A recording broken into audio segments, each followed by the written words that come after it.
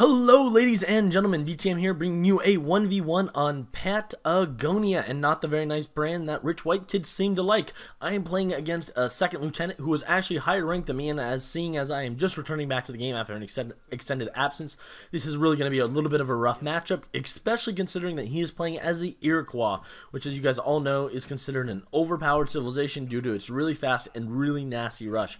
I, however, did pick the map of this game because I'm hosting it, because I'm still having connections problems, and I did choose to play on Patagonia because I will have 3 trading posts behind my town, and I'm really going to count on being able to leverage that in order to win.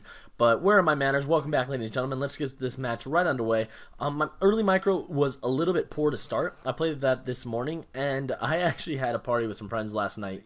So I'm definitely not hungover because I'm ethnic Russian, and I generally actually don't get hungover that much. It's amazing.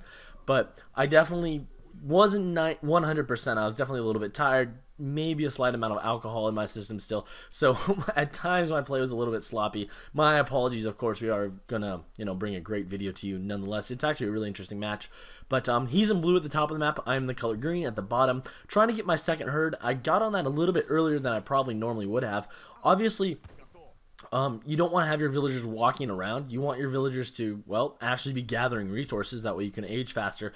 Every second that a villager is walking is actually a second they're not gathering something. So I definitely didn't want to send that villager to that second hunt early for no reason.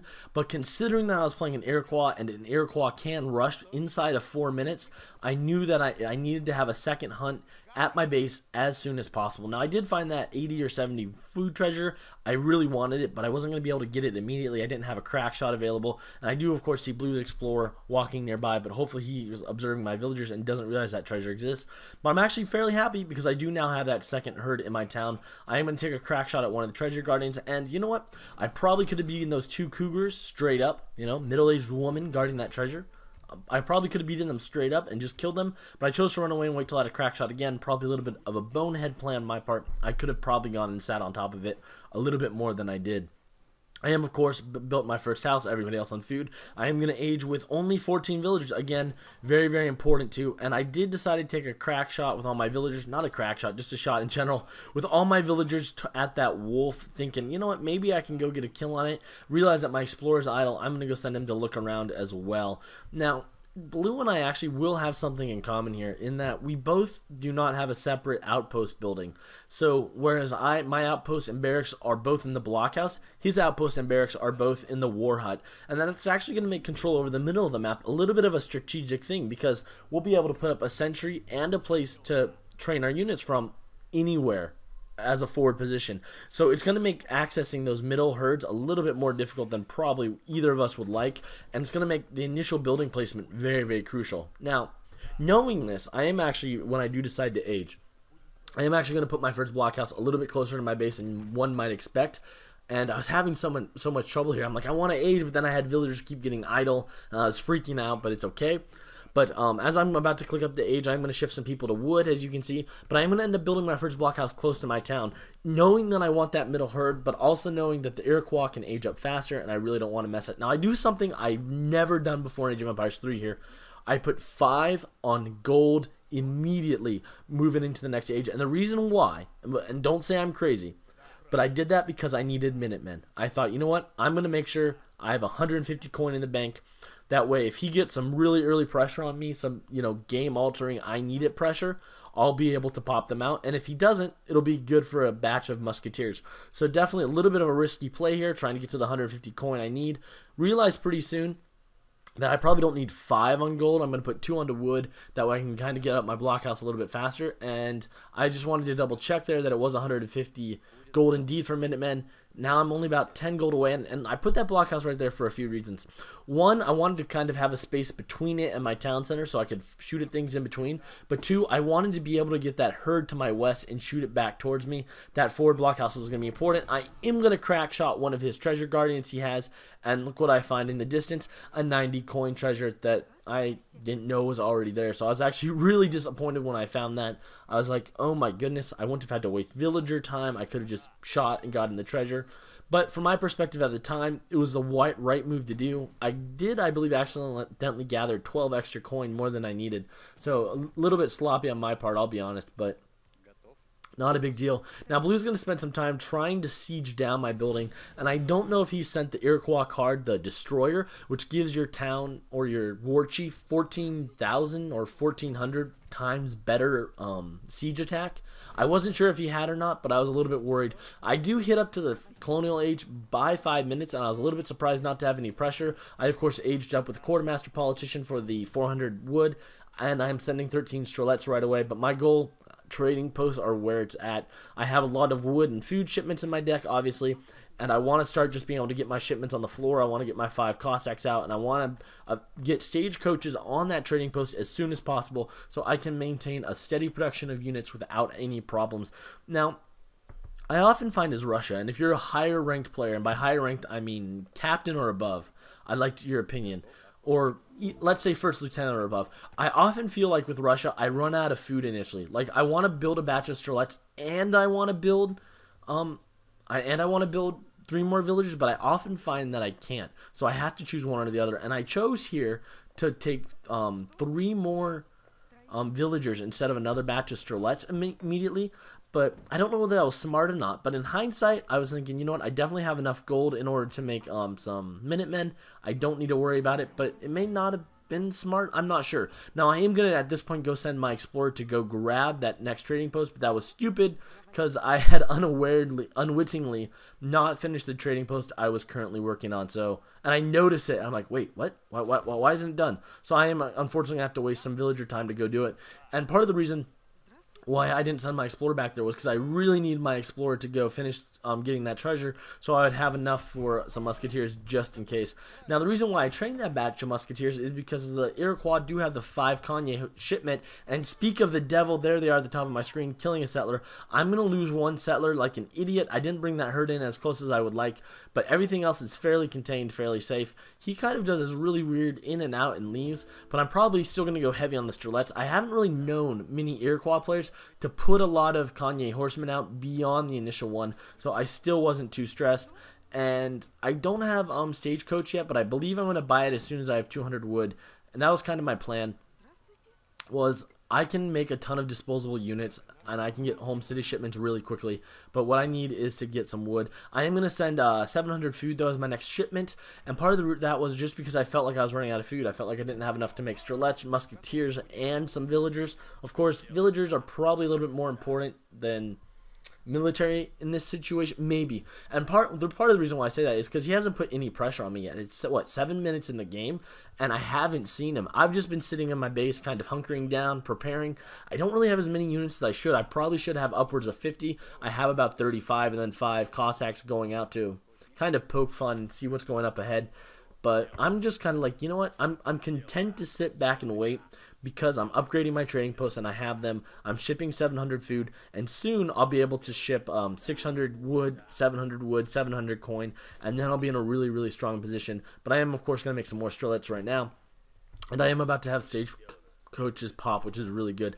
And I know that he saw me, by the way. He's a high-level player. I totally ran by the outskirts of his base. So I'm wondering, I don't know, maybe he'll be a little bit more trepidatious about pushing forward, all things considered. But at this point, I am going to go grab the herd right across from me that I see on that side of the map. That is a little bit vulnerable to raiding, but I don't really care. I am going to shift my 2 trade route sites to food. At this point, I'm feeling pretty decent about it. Not horribly, but I haven't found where he's hunting at all. And I was raiding them with my Cossacks. Definitely slightly disappointed. I wanted to get some pressure on, but it wasn't quite happening. But that 700 foods is being a huge help, and I am going to build 2 houses. Although, again, that was one of those things I was thinking about. I was like, 2 houses or a trading post. Well, I had popped myself. I definitely needed to build 2 houses. And then here are his villagers, jackpot. But his Kanye West horsemen, pick up their microphones and are like, bitch, please, get the hell out of here. We ain't dealing with none of this shit. And I was like, oh, fuck. So I scooted my ass on out. But I'm going to make some more villagers. At this point, I'm sitting on a ton of resources. So I queue up 6 extra villagers, really going heavy on the villagers. I'm going to queue up some 700 wood from my town center, queuing up some musketeers, and I'm just like, where the hell is this guy? Is he ever going to come? Russia, I think, is a little bit underrated in the colonial in just terms of how many units they can get out. And so he marches in with a decent sized mass of hyena and some tomahawks, but I think I'll easily outnumber him with my massive Strelets. And considering that my Strelets pop out in batches of 10, I'm actually going to be in really good shape to just have Strelets keep coming almost non-stop. As you'll see, because, you know, he obviously can inflict some very, very significant losses, but when even a cheap unit, 10 more come on the field, it's a lot more firepower. And I guess what I'm trying to say is this, like, picture this. If you train 5 Hyena, right, and they're way better than Strelets, but I train 10 Strelets, even though Strelets may not be a strong unit per unit, they're going to get 10 attacks every turn, as opposed to 5 for almost a similar resource, I would say. So that's kind of where I'm like, you know what, it's really a great place for me to be. I don't mind popping a batch of 10 Strelets out on his face. And this point, the kind of chess player in me, and I love chess, was like, you know what, this is where I go kill him. Now, I wanted to go raid him some more. He unfortunately had some tomahawks there, but I'm not going to let him engage, lose a battle, and go lick his wounds. I have a lead, and I'm going to go take it all the way. I am going to build another trading post, though, just to be safe. But look at this lead. We are just pushing forward in a big way. And then I see that he's got war huts on both sides. So I'm actually going to be able to go take one down with my Cossacks. And I brought my Cossacks back because it looked like Blue was being very cagey with his raiding or his hunting. So I was like, you know what, I'm probably not going to be able to get any free kills that way. Let me bring my Cossacks back to the front where they can do some good. And I'm actually going to be able to get a lot of damage on that war hut very early before it's built. And I'm going to be able to destroy it nearly pretty quickly. It's going to be fully built, but it'll only have 200 of its like 3,000 hit points. I am going to start pushing out with my army to take out that war hut on the right of the plateau, and I am going to start building another blockhouse in preparation for just really bringing the entire house down.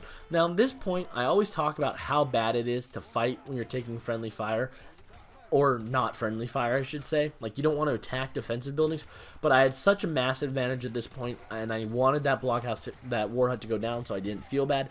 Plus, I managed to flank his Hyena, which are extremely vulnerable to cavalry, with my Cossacks, and that's going to be a ton of free kills for them. So I'm feeling pretty good about that, and that herd of deer has kind of migrated into my base a bit, so I'm feeling pretty chill about that as well. This blockhouse is going to fall, and at this point, the Iroquois player is in a little bit of trouble. I've actually played with some Iroquois on some high-level matchups. It's been really interesting. What we'll do is we'll have them. We've had one where it was a 3v3 or 4v4 team game, and we actually slung him up to the industrial age, and he was wrecking people with his upgraded forest prowlers. Awesome strategy, but Iroquois also has a very viable fortress age, fast fortress, but they also have an amazing rush. But with that being said, Iroquois are good, I think, very late in the Fortress Age, or the Fortress Age agenda. They're very good very early in the Colonial Age. There's a point where Iroquois gets really weak in the Colonial Age, the 10 to 13 minute mark, where you either should be in the Fortress Age or you should have attacked at 4 or 5 minutes. He didn't either, whereas I think Russia is very slow to start because of their mass unit production, but then they get to a point where they just start steamrolling. I think that's what we see happening here. However, with that being said, I am going to attack his town, and I decide, you know what, I'm going to go burn down that house. I know it's a little bit of a strange choice, but I always feel like houses are a little bit underrepresented in how valuable it is to destroy them, because if you destroy a house, he not only loses population space, he'll have to build it and waste more resources if he wants it back, and that might not sound like a big deal, but when you're trying to pump out units, it's incredibly frustrating not to be able to because of not having enough population. Now, I am trying to balance my units. I don't want to lose them all because I'm being an idiot focusing on the house. But that longhouse is almost done. I am at a point now in the game where I really can just make as many more men as I want, so it's not a big deal. And I'm just trying to, you know, make sure my villagers are, for the most part, working. I don't want to blow it while I have it, although I have such a significant amount of material in his base, it's pretty much over. And I'll be honest, not to be mean to this guy, I was a little bit surprised that he wasn't more aggressive, considering that, well, he was playing Iroquois, and secondly, that he was the second lieutenant, a lot higher ranked than me. Well, I don't know what I'm ranked right now, but definitely higher ranked than me, and it was a little bit more lopsided of a victory than I would have expected. I did have some crates sitting in my town, but one person gathering them, and I did have all 3 trading posts, because trading posts are the best. And guess what? I didn't build a market, because markets are for noobs. Who needs market upgrades when you can just go win games? That's right. But anyway, before I leave, I do have a quote of the day for you today, and that says, "Those who are skilled in combat do not become angered. Those that are skilled at winning do not become afraid. Thus the wise win before the fight, while the ignorant fights to win." That's from Unknown. Ladies and gentlemen, my name is B to the T to the M. Thank you so much for watching, and until next time, good luck and happy hunting. BTM out.